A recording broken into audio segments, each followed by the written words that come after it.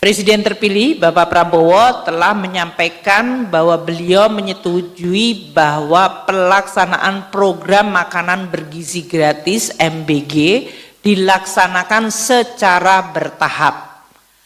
Dan untuk tahun pertama pemerintahan beliau, tahun 2025 telah disepakati alokasi sekitar 71 triliun di dalam RAPBN 2025. Dalam program bantuan makanan bergizi harus dilakukan bertahap dengan perencanaan yang matang dan perbaikan-perbaikan setiap tahun sehingga pelaksanaannya akan mencapai titik 100% secepat-cepatnya. Teman-teman wartawan, hari ini kita bersama Pak Menko dan Mas Tommy dan Mas Budi akan menyampaikan mengenai sebetulnya ini adalah orkestrasi di dalam rangka untuk memberikan kejelasan dari proses transisi terutama berkaitan dengan kebijakan ekonomi dan APBN. Karena ini akan menjadi salah satu pusat perhatian dari banyak sekali pihak atau stakeholder yang harus terus kita jaga. Oleh karena itu penjelasan mengenai perkembangan ekonomi dan terutama di dalam pelaksanaan APBN dan penyusunan APBN RAPBN 2025 yang akan menjadi APBN pertama bagi pemerintahan terpilih itu menjadi sangat penting. Dan tujuan kita hari ini adalah memberikan penjelasan atau clarity ini supaya tidak terjadi berbagai versi simpang siur yang muncul di masyarakat yang kemudian menimbulkan berbagai pertanyaan. Kami ingin sampaikan kepada teman-teman wartawan siklus pembahasan RAPBN 2025 yang disiapkan oleh pemerintah sekarang untuk pemerintahan terpilih pada tahun 2025 yang akan datang. Oleh karena itu APBN transisi memang harus terus dikomunikasikan, dikoordinasikan, disinkronkan antara pemerintah saat ini yang menyusunnya dengan pemerintah yang akan menjalankan, yaitu Presiden terpilih dan Wapres terpilih Presiden Pak Prabowo dan Gibran. Ini yang kami terus lakukan.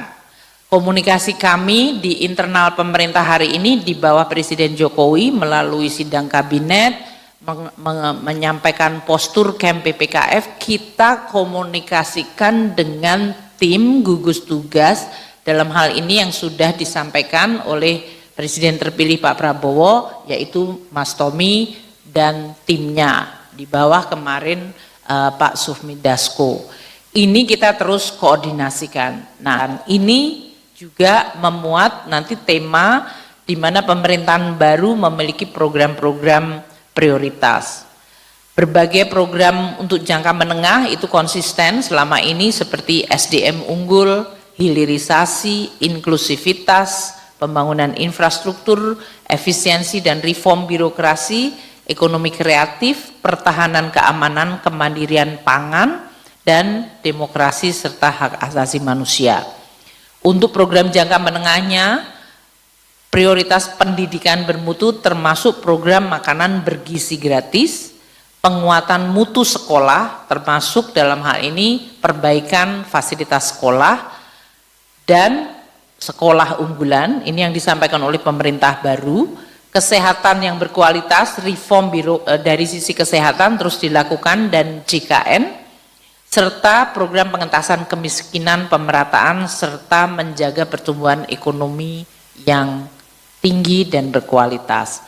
Ini semuanya masuk di dalam tema 2025 yang konsisten dengan pemerintahan baru dan merupakan juga kelanjutan dari pemerintahan saat ini. Nah, untuk kami sampaikan kepada teman-teman media dan kepada seluruh stakeholder, sampai dengan minggu ini kesepakatan antara pemerintah dengan DPR mengenai postur 2025 adalah sebagai berikut. Dan ini masih akan nanti disahkan pada 4 Juli dengan Badan Anggaran dan sidang paripurna 9 Juli.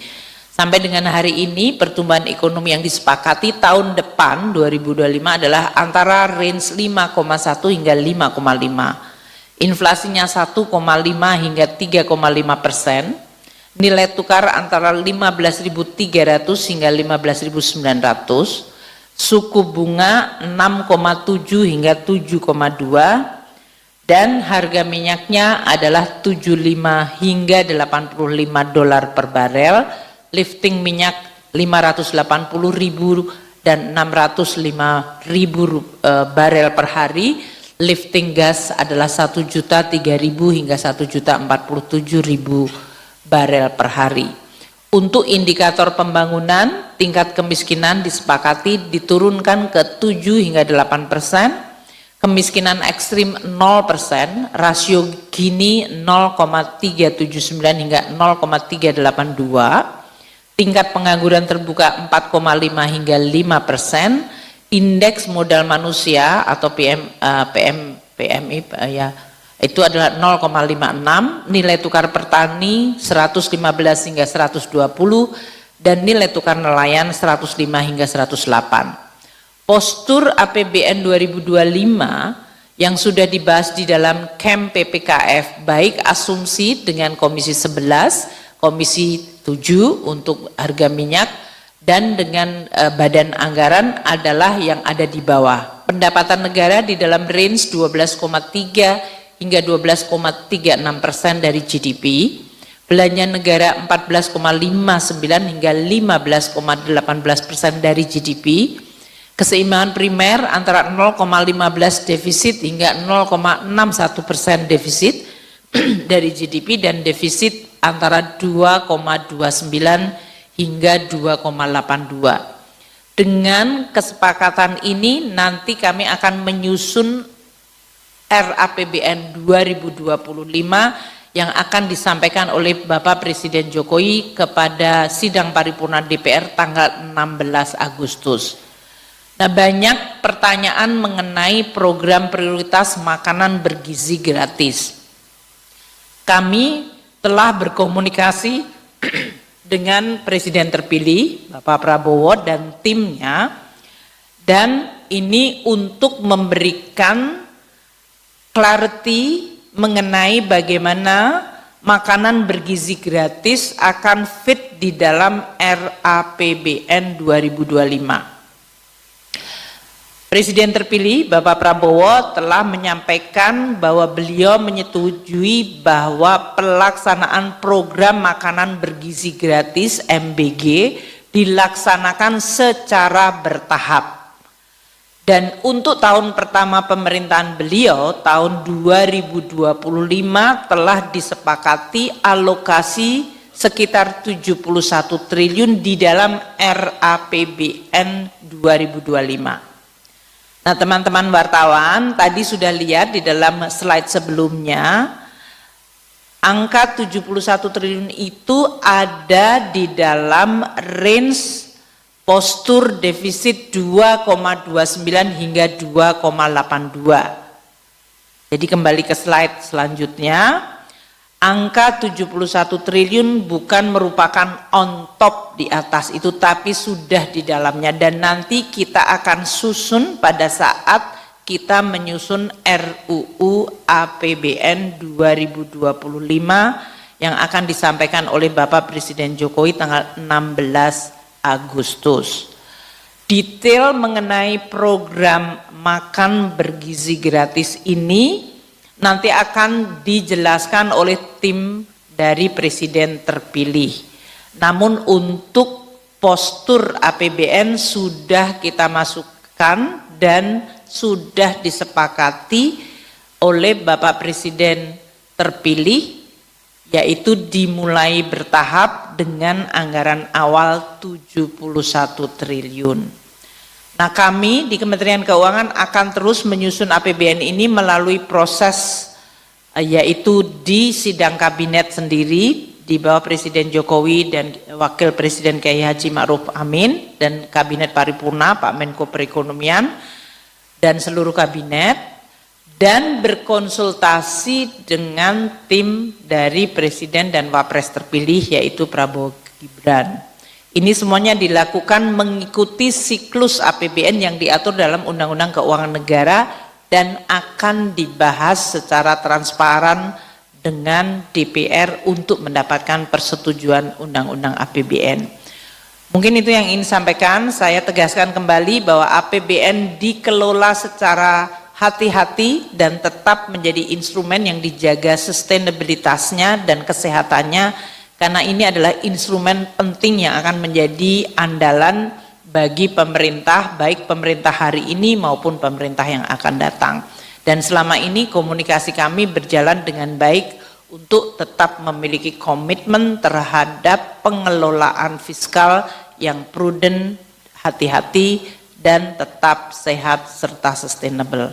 Demikian dari saya, kami serahkan kembali kepada Pak Menko.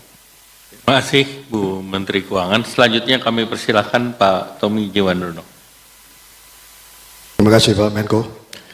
Yang terhormat Bapak Menko Perekonomian, yang terhormat Ibu Menteri Keuangan, Ibu dan Bapak sekalian, rekan-rekan wartawan yang saya hormati. Sebelum saya menjelaskan beberapa poin penting nanti, saya ingin lebih memberi gambaran apa yang sudah disampaikan oleh Pak Menko, Ibu Menkyu, yaitu mengenai rapat yang diadakan minggu lalu dengan Presiden terpilih, Pak Menko, Ibu Menkyu. Saya ingin menggarisbawahi bahwa rapat tersebut itu menunjukkan pertama komunikasi dan sinkronisasi yang lancar, tapi lebih penting lagi adalah kontinuitas kebijakan antara Presiden Joko Widodo dan Presiden terpilih Prabowo Subianto. Rapat tersebut tentunya tidak berdiri sendiri. Seperti Ibu Menkyu jelaskan, kami di tim gugus sinkronisasi, khususnya saya dan tim ekonomi saya, sudah sekarang hampir lebih dari 2 bulan bekerja erat dengan Kemenkyu, Ibu Menteri, Pak Wamen, Dirjen-Dirjen dan sebagainya. Jadi ini suatu proses yang sebetulnya alami dan tersinkron lah, ya, terkait dan sebagainya. Jadi rapat minggu lalu itu adalah suatu konklusi dari rapat-rapat kerja sebelumnya. Pun demikian dengan timnya Pak Menko Perekonomian. Jadi selama ini saya rasa saya harus menggarisbawahi apa yang dikatakan Bu Menkyu tadi. Tidak ada gap sama sekali antara Presiden Joko Widodo dan Presiden terpilih Prabowo Subianto. Itu hal yang saya perlu garis bawahi. Rekan-rekan wartawan sekalian, tadi angka 71T yang sudah disampaikan adalah kesepakatan antara pemerintah sekarang dan pemerintah yang akan datang. Tentunya kita harus menunggu proses siklus APBN di DPR nanti. Itu juga penting di garis bawahi. Kami sangat mengikuti siklus tersebut. Jadi angka yang sudah disepakati tetap harus melewati proses siklus APBN tadi. 71T buat kami adalah suatu angka yang sangat baik. Tadi Ibu Menteri Keuangan menyatakan bahwa kami berkomitmen untuk melakukan program unggulan Pak Prabowo Subianto ini secara bertahap. Kuncinya bertahap, tetapi juga tentu dengan prinsip-prinsip belanja yang berkualitas, dan tentunya kita ingin mencapai target 100% ya secepat mungkin dengan prinsip bahwa postur fiskal menjadi prinsip utama. Kami juga ingin menekankan bahwa Presiden terpilih komit terhadap defisit atau target defisit yang akan disepakati oleh pemerintah sekarang dan DPR. Itu saya rasa mungkin rekan-rekan wartawan selama beberapa minggu terakhir banyak berita-berita. Nah, di sini kami sebagai tim gugus tugas ingin menyatakan secara gamblang bahwa dengan angka 71T tersebut, dengan kesepakatan tersebut, artinya defisit itu, range itu terjamin. Dan rasio hutang terhadap PDB yang pernah mungkin beberapa minggu lalu dikatakan ya kita mempunyai rencana ke atas 50% dan sebagainya, itu tidak mungkin. Nah nanti ya silakan aja dihitunglah. Intinya bahwa kami tetap berkomitmen mengenai target-target yang akan sudah direncanakan oleh pemerintah kini dan akan disepakati oleh DPR tadi.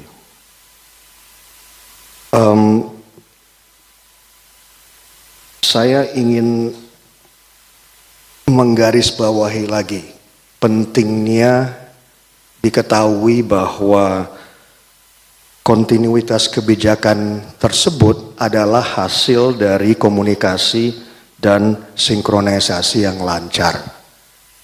Dan karena itu kami ada di depan rekan-rekan wartawan hari ini. Nah, saya rasa sebagai penutup ada 5 poin yang saya ingin sampaikan. Yang pertama, tim sinkronisasi dan pemerintah sudah punya kesepahaman dalam mengalokasikan anggaran untuk melaksanakan program Prabowo Gibran di tahun 2025 nanti. Yang kedua, kami memberi apresiasi yang setinggi-tingginya kepada pemerintah sekarang, terutama Pak Menko Perekonomian, Ibu Menteri Keuangan, berikut jajarannya, yang sudah mengakomodir program-program Prabowo Gibran dalam pembahasan RAPBN 2025, termasuk dalam mengalokasi rencana anggaran untuk bantuan makanan bergizi. Yang ketiga, kami juga punya kesepahaman pandangan dalam program bantuan makanan bergizi harus dilakukan bertahap, dengan perencanaan yang matang dan perbaikan-perbaikan setiap tahun sehingga pelaksanaannya akan mencapai titik 100% secepat-cepatnya. Yang keempat, kami akan mengoptimalkan penggunaan anggaran yang dipersiapkan oleh pemerintah bersama DPR tahun ini agar jumlah coverage program makan siang tersebut bisa semaksimal mungkin berdasarkan prioritas daerah-daerah yang membutuhkan. Yang terakhir, kami punya cukup waktu untuk terus menyempurnakan perencanaan program-program unggulan tersebut sehingga nanti pada pelaksanaannya bisa jauh lebih baik dan lebih cepat. Saya rasa demikian dari saya, Pak Menko. Terima kasih. Tadi seperti yang saya sampaikan, untuk desain program, penjelasannya, dan bagaimana eksekusinya, itu nanti tim dari tempat Pak Prabowo yang akan menjelaskan. Bagaimana kalau itu belum tapi sudah masuk postur, ya kita cadangkan. Ada yang tadi menyebutkan bisa saja di dalam BUN, tapi ini kan masih sampai dengan pertengahan Agustus RUU itu disusun.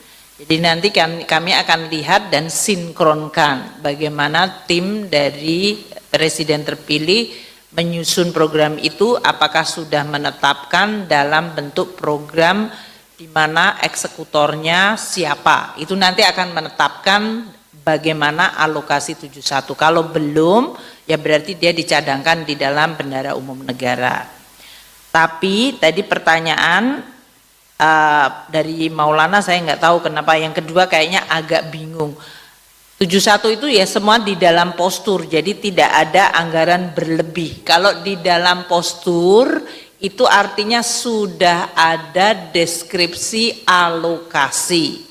Semua anggaran yang di dalam Undang-Undang APBN itu ada deskripsi alokasinya. Jadi tidak ada yang berlebih. Kalau anggaran berubah, nah ini saya sekalian jawab Lydia tadi mengenai pergerakan rupiah bergerak, maka waktu kita menyusun Undang-Undang APBN 2025 dengan asumsi rupiah yang di bawah 16.000, maka akan terjadi pengaruhnya terhadap belanja-belanja yang denominasinya menggunakan currency asing seperti subsidi listrik, subsidi BBM yang sebagian bahannya adalah import. Maka nanti ada yang disebut efek rembesan itu dari rupiah yang bergerak ke dalam. Jumlah subsidi kalau nanti Lydia ya diulang lagi, belanja subsidi BBM, listrik, LPG itu nanti akan kalau tidak ada perubahan policy, yaitu artinya volume sesuai dengan yang ada di dalam Undang-Undang APBN. Kurs menggunakan asumsi tapi sekarang deviasi. Harga minyak sesuai dengan asumsi tapi juga ada deviasi. Ketiga faktor itu nanti akan ditagihkan oleh Pertamina dan PLN kepada pemerintah. Setiap kuartal kita kemudian akan meminta BPKP untuk mengaudit. Dan kami akan membayar sesuai dengan kemampuan keuangan negara. Seperti tahun lalu kita membayarkan sampai kuartal ketiga karena kuartal keempat itu baru diaudit sesudah tahun anggaran selesai.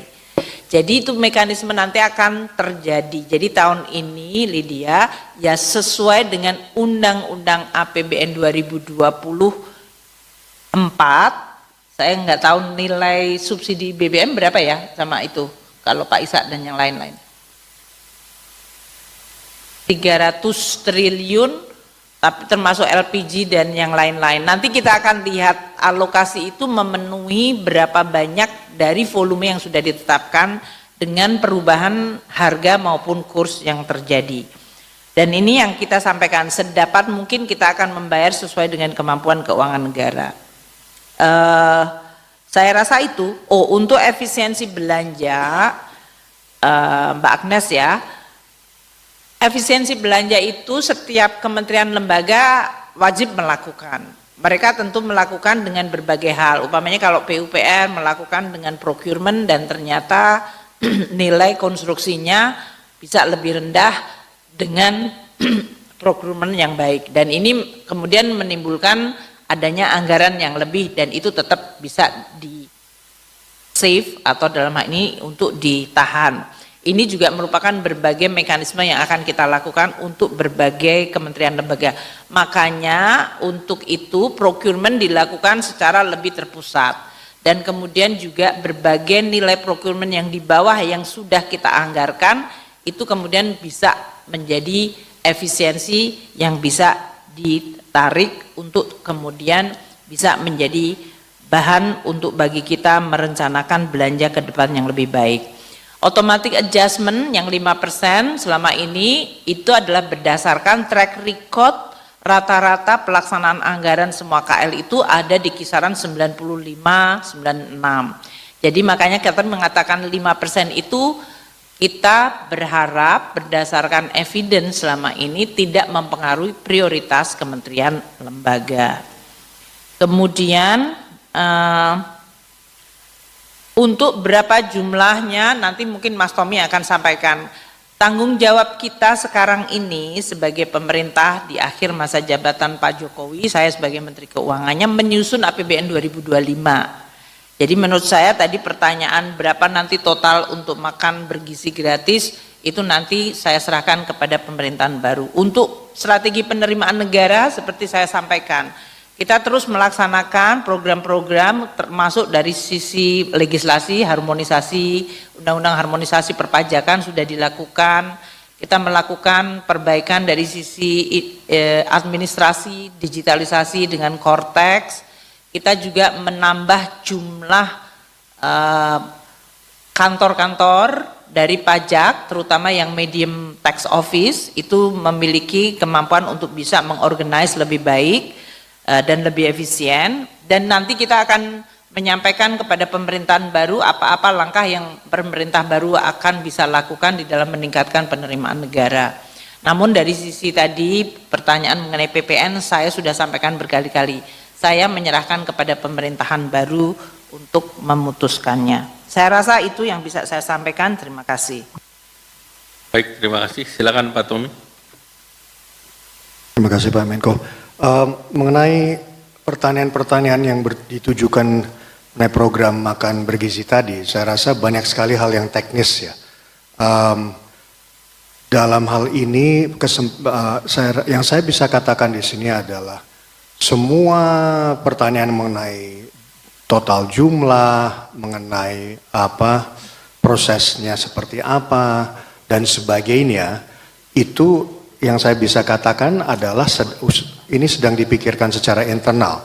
Namun saya saat ini tidak bisa menjelaskan teknisnya karena siklus-siklus itu harus kita lalui dulu. Setelah siklus APBN ini selesai, di sana kami akan menjelaskan segala sesuatu yang teknis yang menyangkut program tersebut. Saya rasa itu saja. Terima kasih.